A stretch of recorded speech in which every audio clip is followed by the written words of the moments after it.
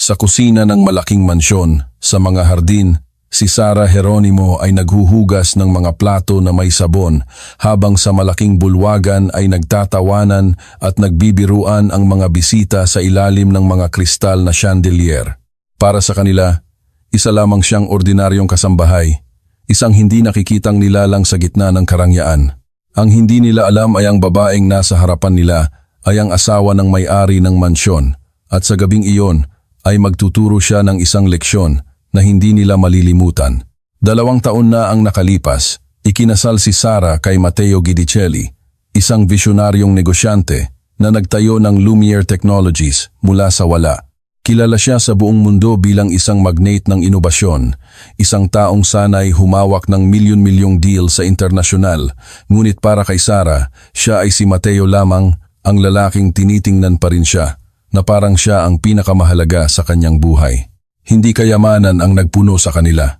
Nakilala ni Sara si Matteo sa isang maliit na coffee shop sa Maginhawa, Quezon City, habang nagtatrabaho siya sa kanyang laptop, tulad ng sinumang ordinaryong customer. Sa gitna ng tawanan at mga biglaang usapan, natuklasan nila ang isang koneksyon na walang kinalaman sa luho. Hindi kailanman ipinagmalaki ni Matteo ang kanyang yaman at hindi rin ito hinahanap ni Sara. Kahit matapos magpakasal, mas pinili ni Sara na manatili sa labas ng limelight. Habang si Matteo ay dumadalo sa mga business meeting o charity dinner, inialay niya ang kanyang sarili sa animal shelter sa kanilang kapitbahayan, inaalagaan ang mga inabandonang aso at pusa. Isang simple, tahimik at masayang buhay. Ngunit ang gabing iyon ay iba. Nag-organisa si Matteo sa Makati ng isang taunang gala para makalikom ng pondo para sa mga pediatric hospital. Pinaghandaan niya ang event ng detalyado sa loob ng maraming buwan at excited sa magiging epekto nito. Puno ang mansyon ng mga kilalang politiko, negosyante at socialite, lahat ay nasisiyahan sa luho ng isang gabi na, sa teorya, ay inilaan upang tumulong. Nag-intriga kay Sara kung paano kumilos ang mga taong ito kapag iniisip nilang walang mahalagang nakamasid sa kanila.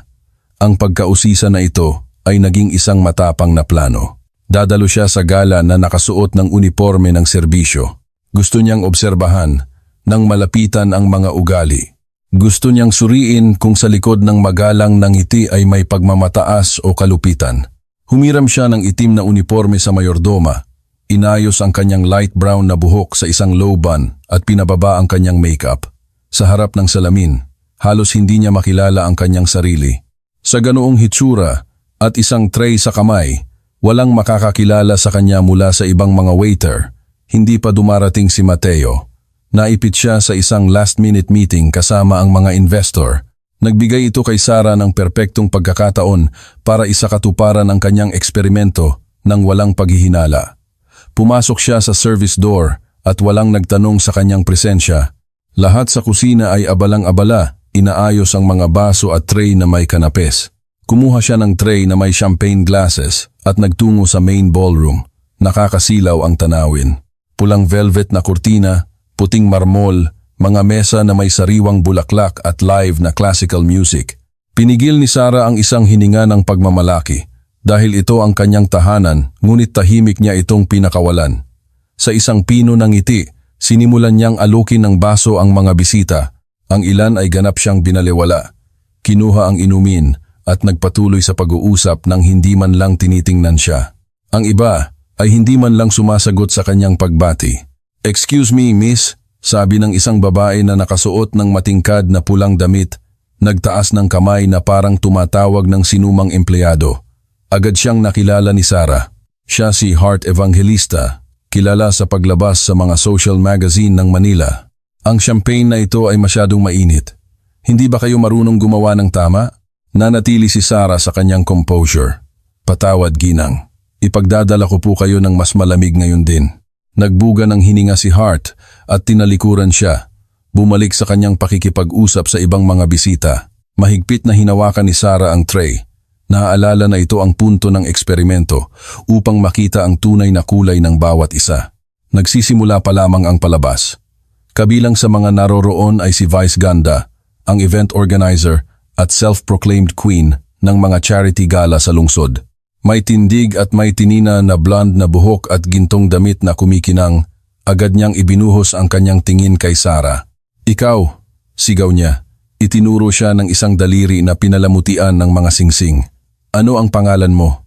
"Sarah." "Ginang," kalmado niyang sagot. "Aba, Sarah, sana'y mas may kakayahan ka kaysa sa iba pa sa team na ito.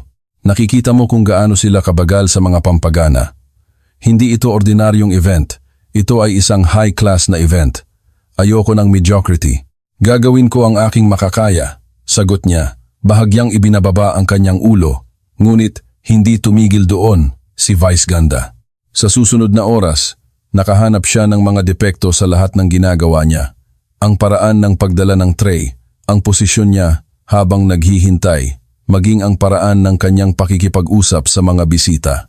Mukhang gusto niyang apihin si Sarah at gaya ng nangyayari sa ganoong mga kapaligiran, ginaya ng ibang mga bisita ang kanyang ugali. Ang mga lalaking nakasuot ng customized na suit at gintong relo ay nagpakasasa sa paggawa ng masasamang komento. Ang ilan ay tungkol sa di umano'y kawalan ng edukasyon ng mga waiter. Ang iba ay direkta tungkol sa kanilang swerte na may trabaho sila kahit pa ito ay paglilingkod. Malamig ang hipon na ito. Reklamo ng isang negosyanteng may bigote, inilagay ang plato sa tray ni Sarah. "Hindi ba ninyo alam panatilihing mainit ang pagkain? Nagbabayad ako para sa kalidad." Kinagat niya ang kanyang dila. Gustong sabihin sa kanya na wala siyang binabayaran, na ang gala ay para sa kawang gawa. Ngunit tumango lamang siya at nag-alok ng ibang plato. Kinuha ito ng lalaki nang hindi nagpapasalamat.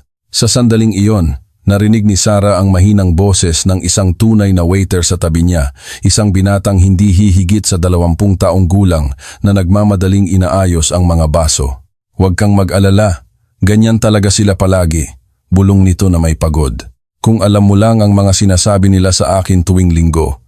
Binigyan niya ito ng mainit na tingin. "Kaya ka pa rin narito, ha?" tanong niya ng mahina, habang pareho silang gumagalaw sa pagitan ng mga mesa.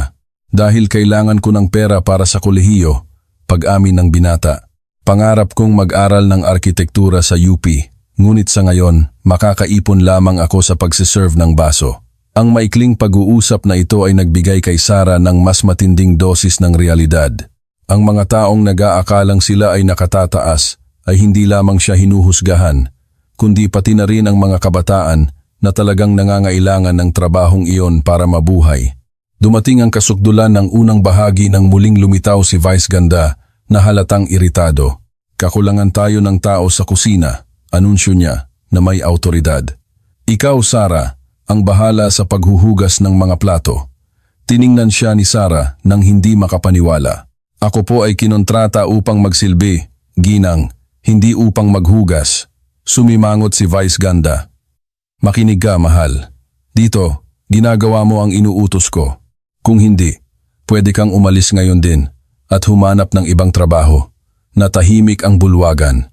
Ang ilang bisita ay tumigil sa pag-uusap upang obserbahan ang eksena. Naramdaman ni Sarah ang init ng mga tinging nakatutok sa kanya. Sa isang pigil na buntong hininga, nagpasya siyang pumunta sa kusina. Hindi dahil sa natatakot siya, kundi dahil gusto niyang makita kung gaano kalalim ang mga pagpapahiya na ito. Puno ang lababo, nakatambak ang mga plato at baso hanggang sa hindi na magkasya. Inalis niya ang kanyang manggas at nagsimulang maghugas sa mainit na tubig na nagpatuyo sa kanyang balat. Habang ginagawa ito, nakikita niya sa service window kung paano nagtatawanan ang mga bisita nang walang pakialam. At pagkatapos, na parang hindi pa sapat ang kalupitan ng gabi, pumasok si Heart Evangelista na pasuray-suray, hawak ang baso. "Ah, puro ginto ito." Tumawa siya nang makita si Sarah na may mga kamay sa tubig na may sabon.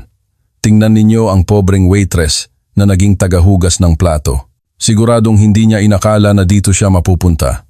Tumingin si Sarah ng may kapanatagan. "Ang matapat na trabaho ay laging may halaga, Ginang."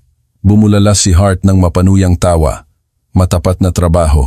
Iyan ang ginagawa ng mga walang sapat na talento o ganda para sa mas mahusay.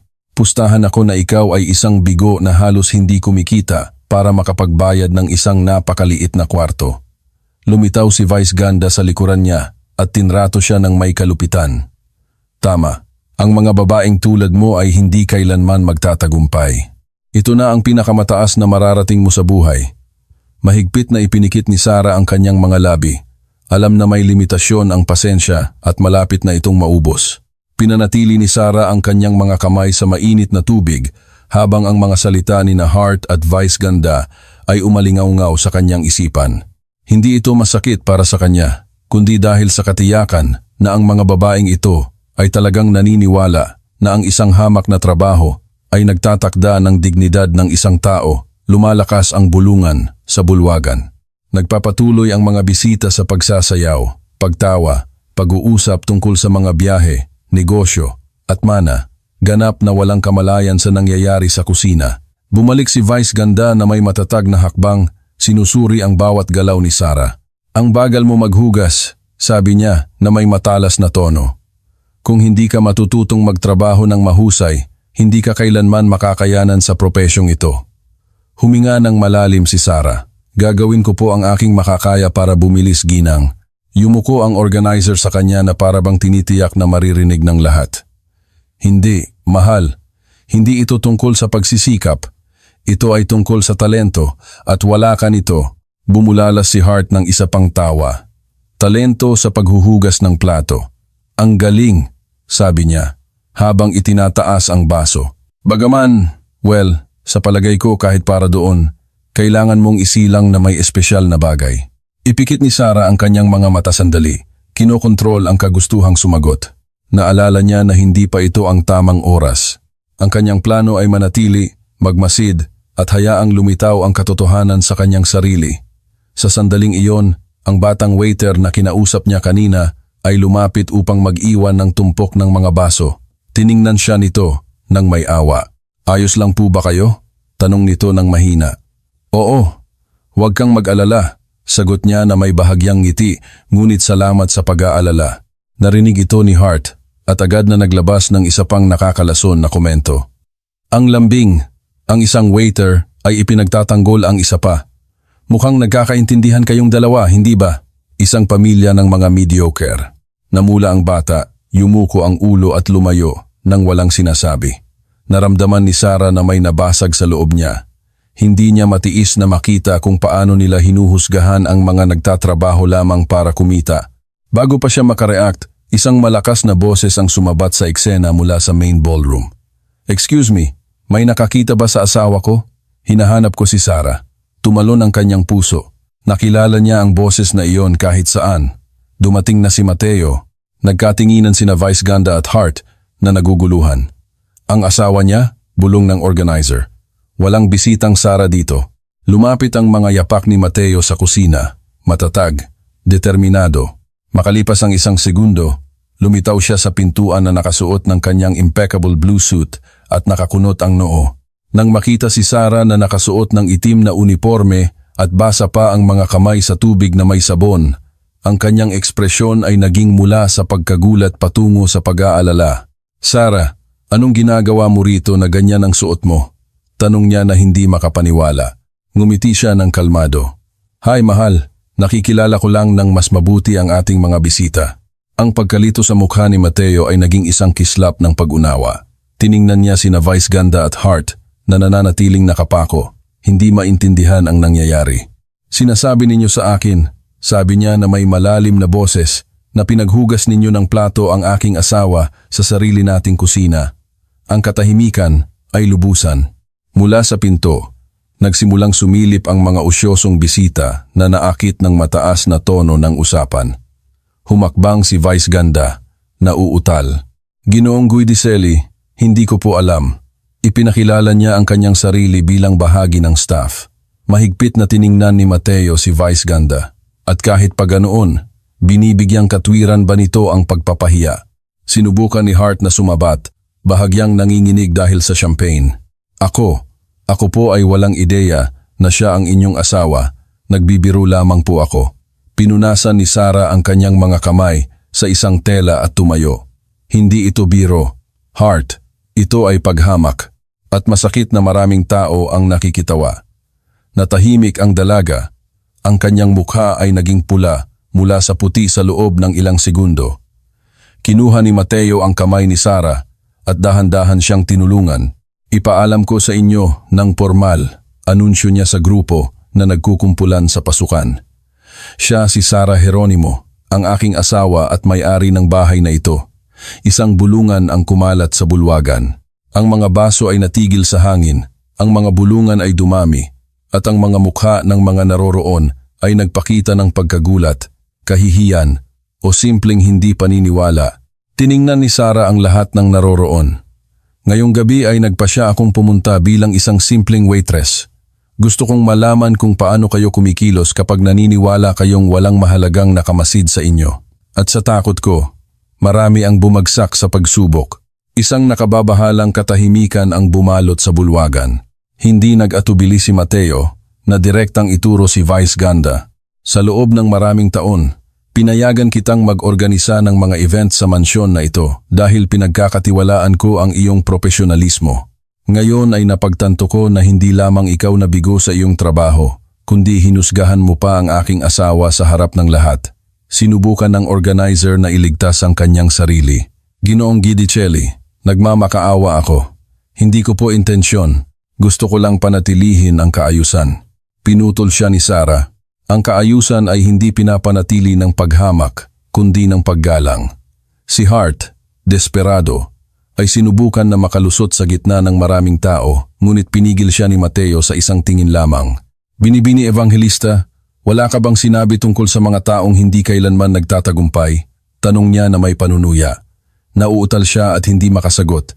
Samantalahin ni Sara ang pagkakataon upang humakbang pasulong. Ang trabaho sa serbisyo ay hindi kahiya-hiya.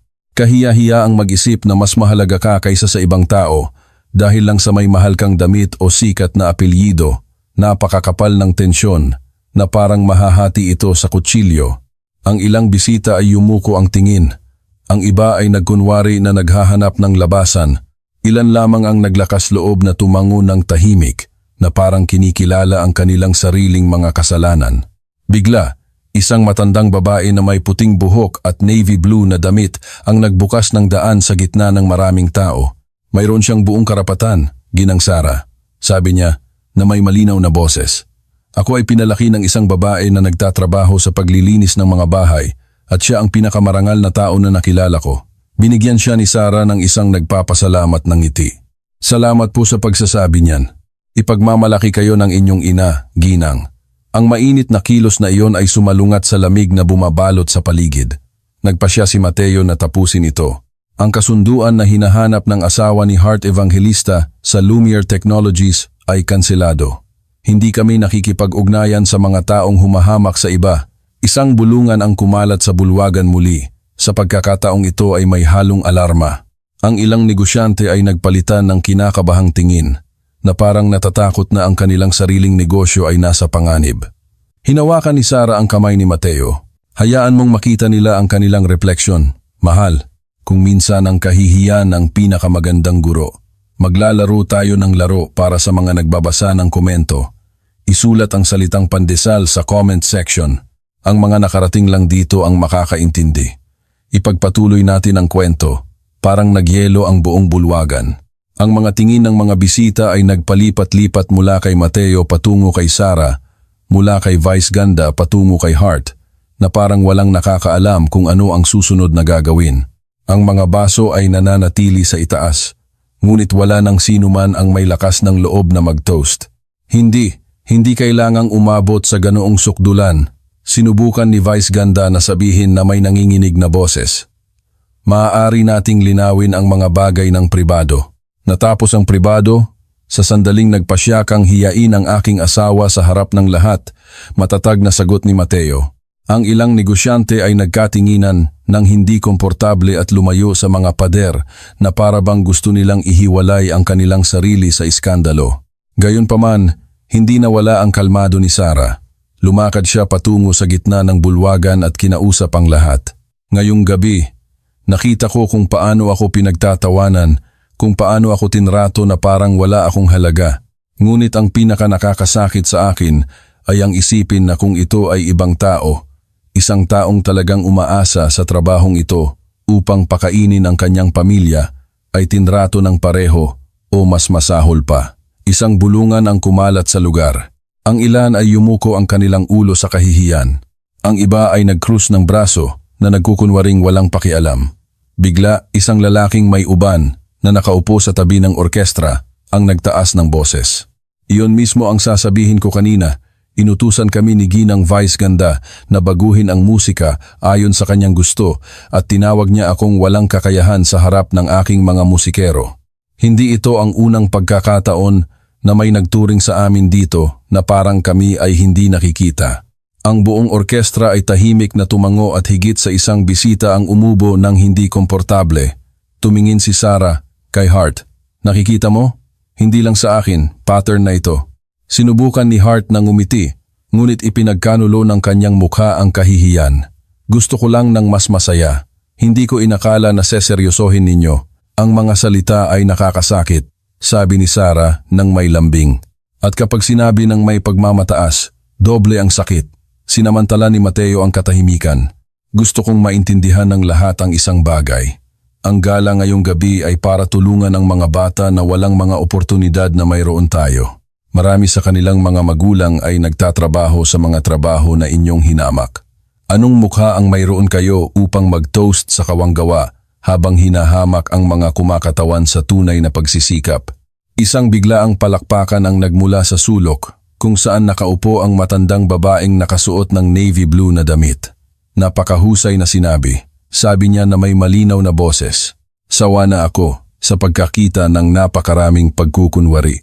Bahagyang nabasag ang tensyon at ilang bisita ang nagsimulang magbulungan ng paumanhin.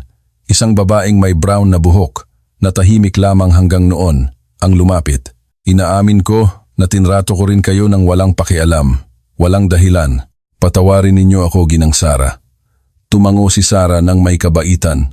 Ang mahalaga ay matuto. Walang perpekto, ngunit lahat tayo ay maaaring magbago. Sa gitna ng alon ng discomfort na ito, tumayo ang isang matipunong lalaking may bigote, ang parehong nagreklamo kanina tungkol sa malamig na hipon. Hindi ko maintindihan kung bakit ang daming eskandalo, singhal niya. Bawat isa ay nasa kanya-kanyang lugar. Ganyan na palagi. Tiningnan siya ni Mateo nang matalim. Ang mentalidad na iyon ang eksaktong gusto nating burahin. At kung hindi ka sumasang-ayon, bukas ang pinto. Namutla ang lalaki, tumingin sa paligid naghahanap ng suporta, ngunit walang sumuporta sa kanya. Sa wakas, kinuha niya ang kanyang coat at umalis ng may baluktot na lakad. Nagbago ang kapaligiran. Ang mga nararamdaman kaninang nakatataas, ngayon ay tila maliit, nakakulong sa kanilang sariling discomfort. Ang ilan ay lumapit kay Sarah upang humingi ng paumanhin. Ang iba ay nanatiling tahimik, masyadong nahihiya upang magsabi ng kahit ano. Ang batang waiter na hinusgahan ni Hart ay lumapit ng maingat. Salamat po, Ginang Sarah. Wala pa pong nakapagsabi ng ganyan sa harap ng lahat. Hawak siya ni Sarah sa kamay ng buong pagmamahal. Patuloy kang mangarap na maging arkitekto. Huwag mong hayaang may sinumang magparamdam sa iyo na mas mababa ka. Ngumiti ang binata na may pigil na luha sa kanyang mga mata at lumayo sa gitna ng mahihinang palakpakan mula sa ilang bisita. Tiningnan ni Mateo ang kanyang asawa nang may pagmamalaki. Mas marami kang nagawa para sa mga taong iyon sa isang gabi kaysa sa maraming leksyon ng etiquette sa buong buhay. Buntong hininga ni Sarah. Sana ay magbago talaga sila.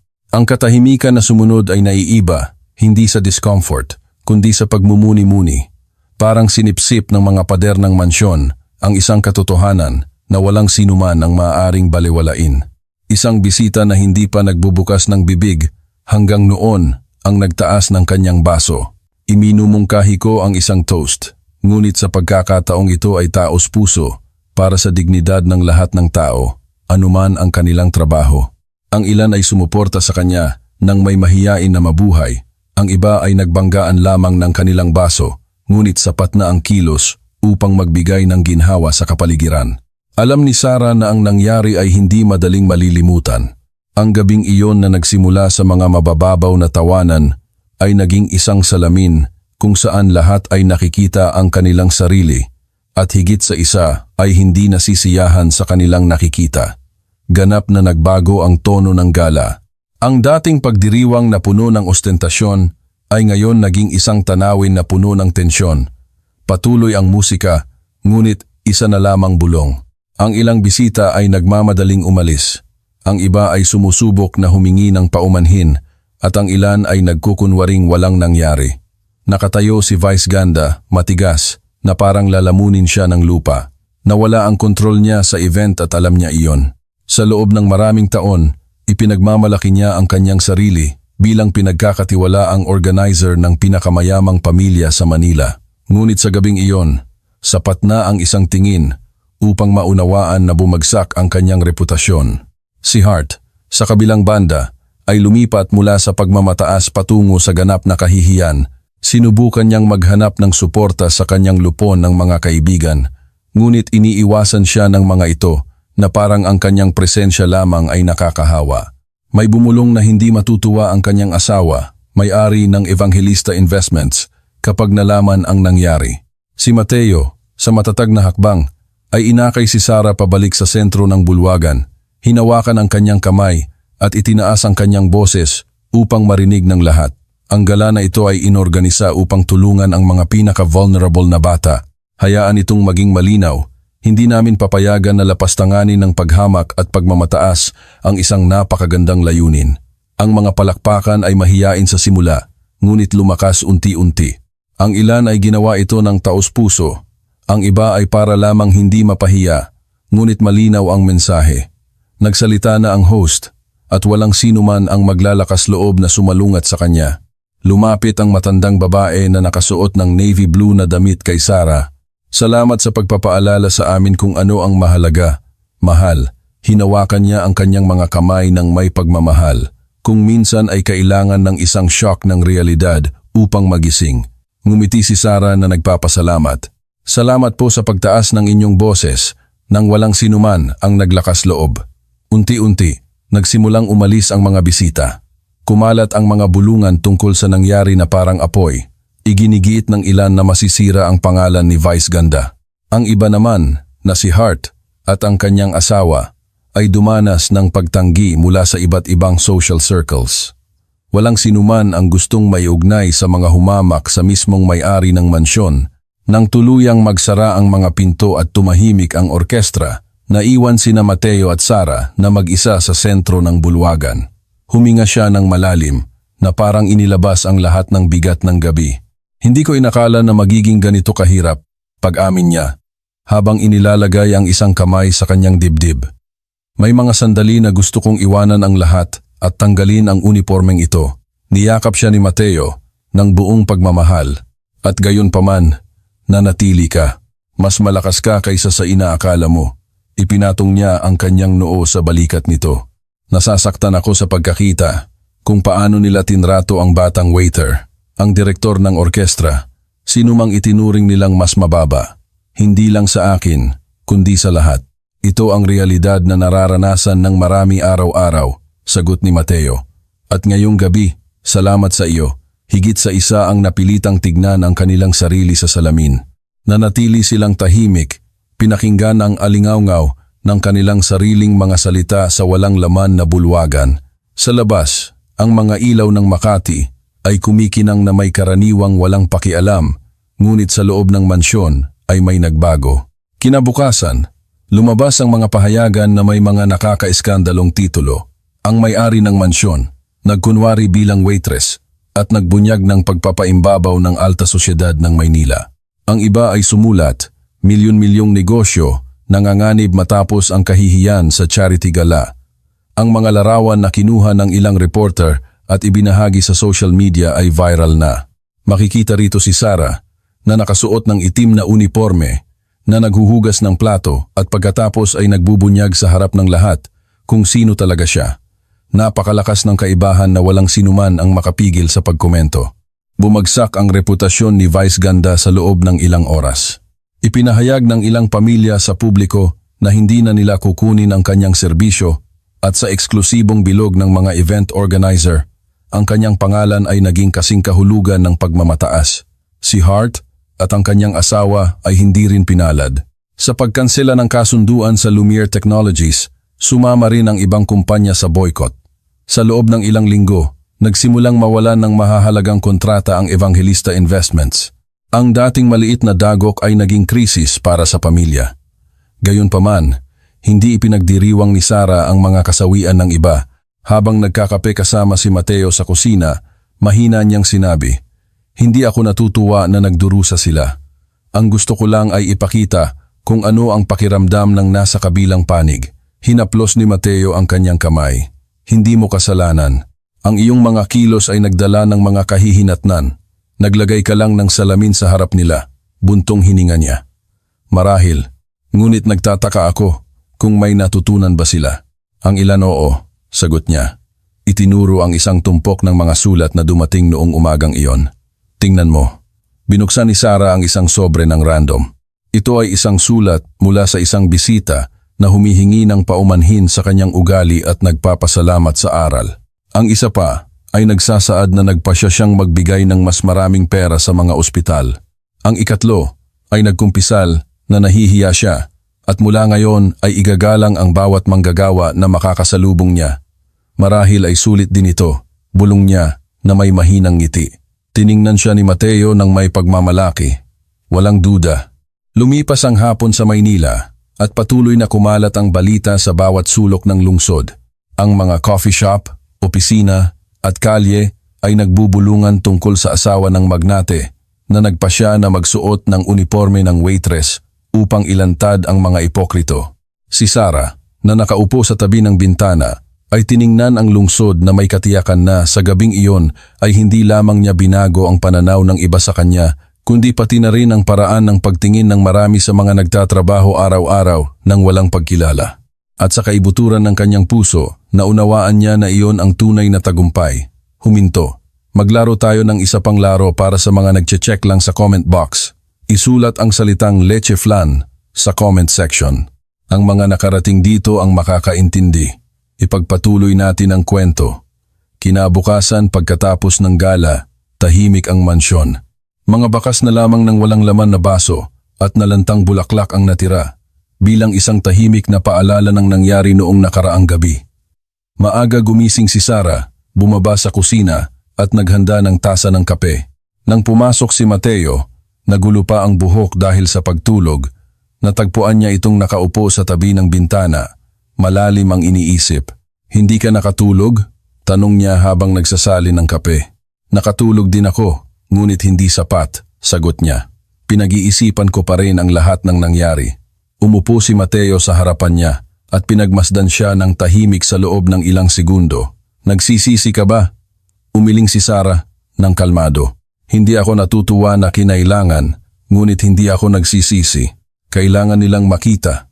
Kailangan nilang harapin ang kanilang sarili." Hawak niya ang kamay ni Mateo ng may lambing. "Iyan ang hinahangaan ko sa iyo. Maaari mong inihayag kung sino ka mula sa unang bastos na komento, ngunit nagpasya kang magtiis. Nais mong maranasan ang nararanasan ng milyon-milyon araw-araw at ginawa mo ito nang hindi nagrereklamo." Ngumiti siya ng malungkot. "Ginawa ko dahil alam kong kaya kong huminto anumang oras. May opsyon akong sabihin, ako ang may-ari ng bahay na ito at matatapos ang lahat.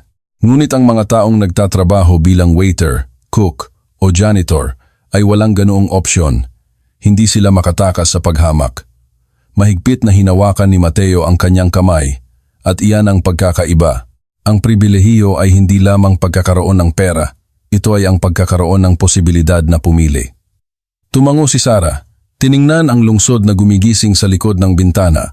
"Alam ko, at sa palagay ko kagabi, higit sa isa ang nakaugnay sa isang bagay na hindi pa nila kailanman naisip. Sa mesa ay nakatambak pa rin ang mga sulat at mensahe na dumating mula pa kanina. Ang mga bisita ay humihingi ng paumanhin. Ang mga negosyante ay nangangako na susuportahan ang mas maraming donasyon. Maging ang ilang hindi kilalang manggagawa ay nagpapasalamat sa kilos ni Sara sa pagpapakita sa mga mayayaman kung ano talaga ang ibig sabihin ng dignidad. Kinuha niya ang isa sa mga sulat at binasa ng malakas.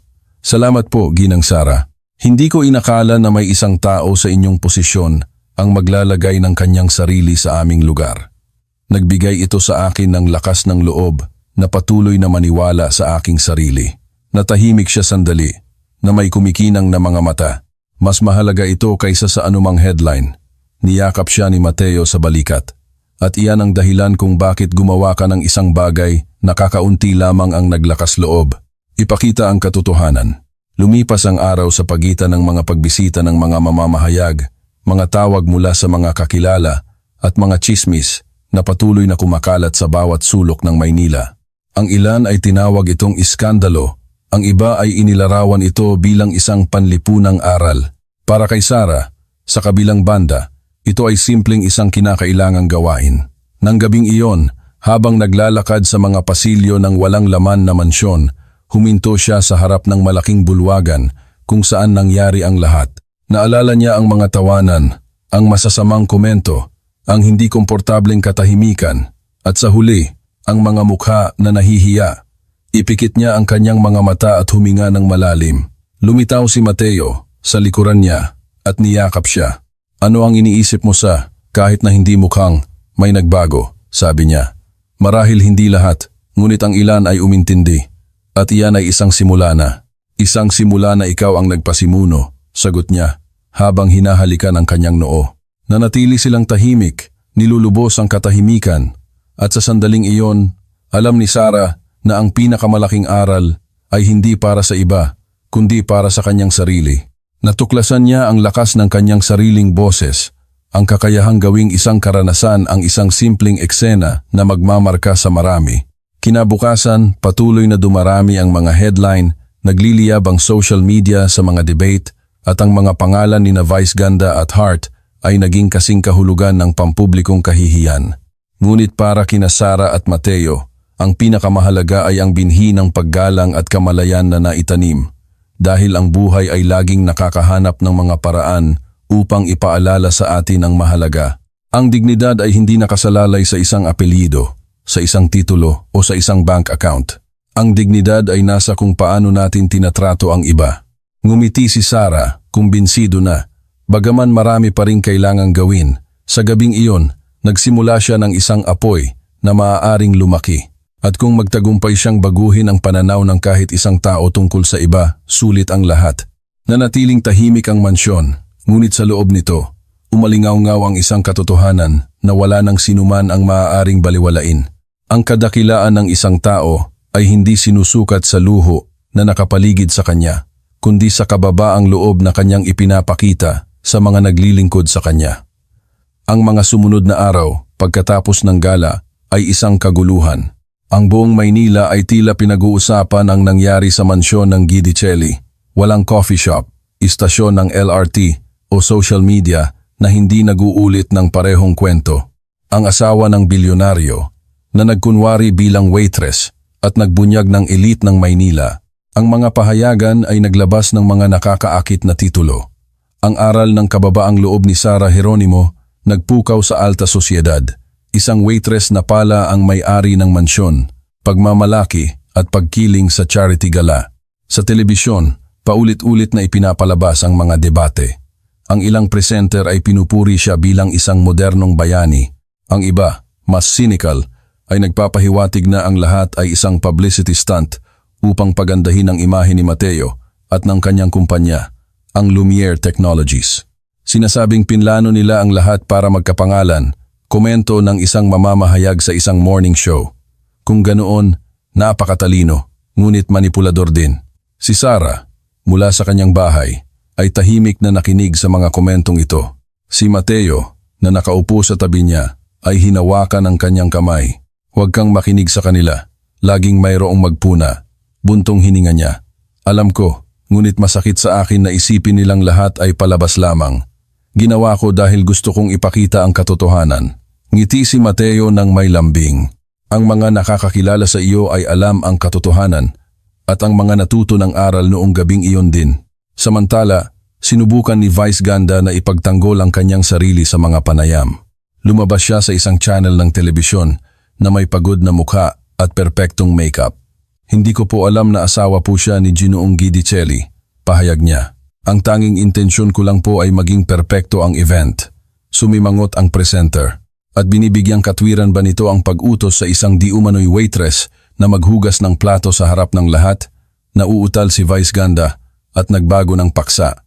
Sa loob ng ilang minuto, ang kanyang depensa ay naging isang hindi direktang pag-amin ng kasalanan. Walang awa ang social media. Kinutya siya ng mga komento at tuluyan nang bumagsak ang kanyang reputasyon. Hindi rin pinalad si Hart na may luha sa kanyang mga mata. Nag-post siya ng isang video kung saan sinubukan niyang humingi ng paumanhin. Masyado akong nakainom noong gabing iyon. Sinabi ko ang mga bagay na hindi ko dapat sabihin. Nauutal siya. Kung may nasaktan ako, humihingi ako ng paumanhin.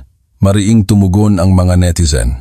Hindi alak ang dahilan, kundi ang tunay mong karakter, komento ng isang tao. Bumagsak ang mga maskara kapag naniniwala ang mga tao na walang nakamasid sa kanila, isinulat ng isa pa. Sa gitna ng ingay, nakatanggap si Sarah ng daan-daang mensahe ng suporta, mga sulat na sulat kamay, mga email, mga post sa social media. Marami ang nagmula sa mga ordinaryong manggagawa, cook, janitor, nurse, driver. Salamat po sa pagpapakita sa amin na mahalaga ang aming trabaho, sabi ng isang sulat na nilagdaan ng isang waitress mula sa Cebu. Naramdaman ko rin po ang paghamak ng mga mayayaman at ang makita kayo sa aking lugar ay nagbigay sa akin ng lakas, isinulat ng isang porter mula sa Davao. Binasa ni Sarah ang bawat mensahe ng may atensyon. Ang ilan ay nagpaiyak sa kanya. Mateo, nakikita mo ito? Ipinakita niya ang isang sulat. Sinasabi niya na matapos akong makita ay nahikayat siyang humingi ng mas mahusay na kondisyon sa kanyang trabaho. Niyakap siya ni Mateo sa balikat. Iyan ang mga bunga ng iyong tapang. Ngunit hindi doon nagtatapos ang kontrobersiya. Isang mahalagang channel ng telebisyon ang nag-imbita sa kanya para sa isang live na panayam. Nag-alinlangan si Mateo na tanggapin. Natakot siyang subukan siyang manipulahin, ngunit malinaw si Sarah. Ayoko magtago. Kung talagang makapagbibigay ako ng mensahe, kailangan ko itong gawin mismo. Maliwanag ang studio na may matatalim na reflector. Sa harap niya, ang presenter, isang lalaki na sikat sa kanyang matatalim na estilo, ay nagsimula ng walang paligoy-ligoy. Ginang Sarah, may mga nagsasabi na ang ginawa ninyo ay isang palabas, na ang pagpapanggap bilang waitress ay isa lamang gimmick para makakuha ng headlines. Ano ang tugon ninyo sa mga akusasyong iyon? Tiningnan siya ni Sarah ng may kapanatagan. Hindi ko kailangan ng headlines. Tahimik akong nabubuhay, malayo sa mga kamera. Ginawa ko ito dahil gusto kong ipakita kung paano natin tinatrato ang mga itinuturing nating hindi nakikita. At ang nakita ko noong gabing iyon ay masakit, ngunit kinakailangan. Sinubukan ng presenter na pilitin siya, ngunit hindi mo ba iniisip na malupit ang magsagawa ng eksperimento sa mga taong nagtitiwala na nasa isang kagalang-galang na gala? Malupit. Ganting sagot ni Sarah nang may matatag na boses. Ang malupit ay ang hiyain ang isang waiter na gusto lang magtrabaho. Ang malupit ay ang hamakin ang direktor ng orkestra sa harap ng kanyang mga musikero. Ang malupit ay ang tignan ng isang tao na parang wala siya dahil lang sa nagbibigay siya sa iyo ng baso. Hindi ko ginawa ang mga ugaling iyon. Naroroon na sila. Inilagay ko lang ang aking sarili sa isang lugar kung saan makikita sila ng lahat. Agad na natahimik ang studio, maging ang presenter ay tila walang masabi. Matapos ang ilang segundo, bumulong siya. Tama kayo, naging viral ang broadcast. Ang kalmado at pagiging direkta ni Sarah ay nagpabago sa kanya bilang simbolo ng integridad. Libu-libong komento ang tumawag sa kanya na boses ng mga hindi nakikita. Nang bumalik sa bahay, naghihintay si Mateo na may maipagmamalaking ngiti. John, ang galing mo. Hindi mo lang pinatahimik ang mga bibig, kundi nagbukas ka rin ng mga mata. Binitawan ni Sarah ang kanyang sarili sa sofa, pagod, ngunit nasisiyahan. Sana ay hindi lang ito magagandang salita. Gusto kong tandaan ito ng mga tao sa susunod na makakita sila ng isang manggagawa ng serbisyo. Niyakap siya ni Mateo. Maniniwala ka na itanim mo na ang binhi.